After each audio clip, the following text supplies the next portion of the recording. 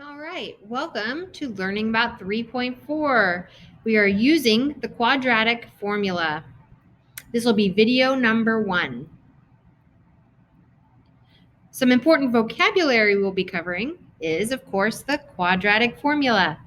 It is the formula for solving any quadratic equation. So we're going to let A, B, and C be real numbers such that A cannot equal 0.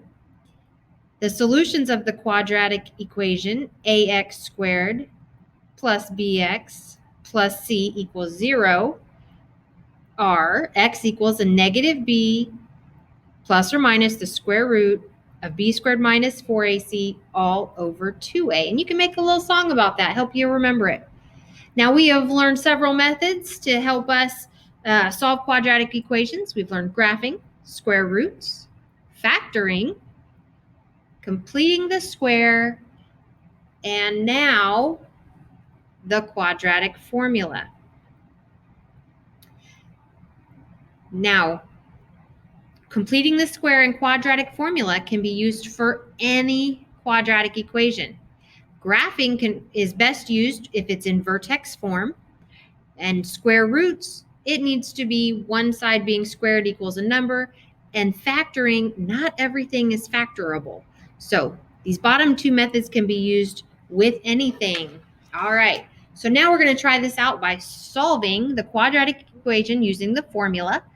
Use a graphing calculator to check our solutions. So number 1, x squared minus 7x minus 18 equals 0. That's in standard form. So let's list out our a, b, and c. A is 1, b is negative 7, and c is negative 18. We're going to plug that into the quadratic formula. Let's remind ourselves what that is. Negative b plus or minus the square root of b squared minus 4ac all over 2a. Okay, let's plug in our a, b, and c. So now we have a negative 7 plus or minus the square root of negative 7 squared minus 4 times 1 times negative 18 all over 2 times 1.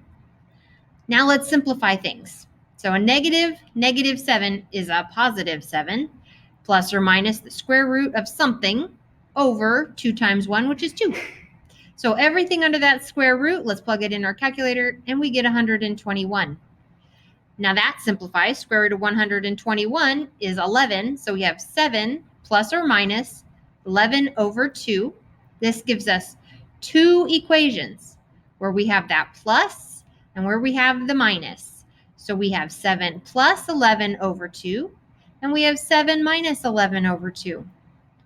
To solve those, 7 plus 11 divided by 2 is 9, and 7 minus 11 over 2 is negative 2. So those are our solutions for x. X will equal a negative 2 and a positive 9.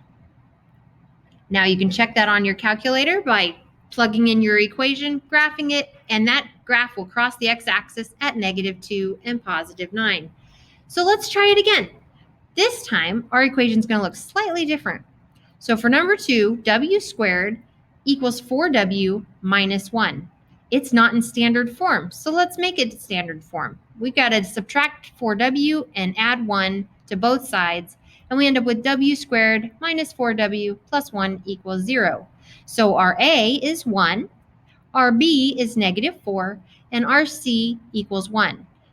Reminder of the quadratic formula, negative b plus or minus b, or the square root of b squared minus 4ac all over 2a.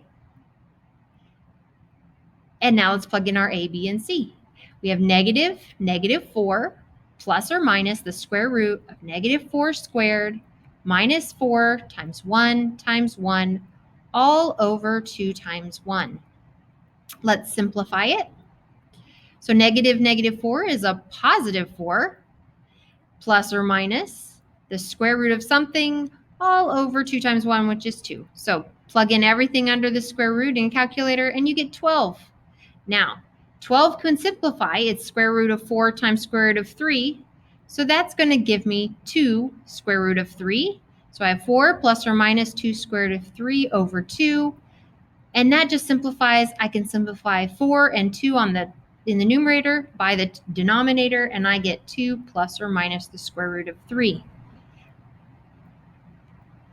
And you can go ahead and get those decimals, and then when you graph it, that is where it will cross the x-axis.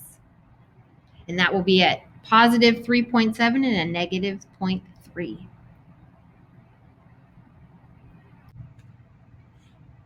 Now go to the practice and do problems 1, 5, 10, 12, and 34.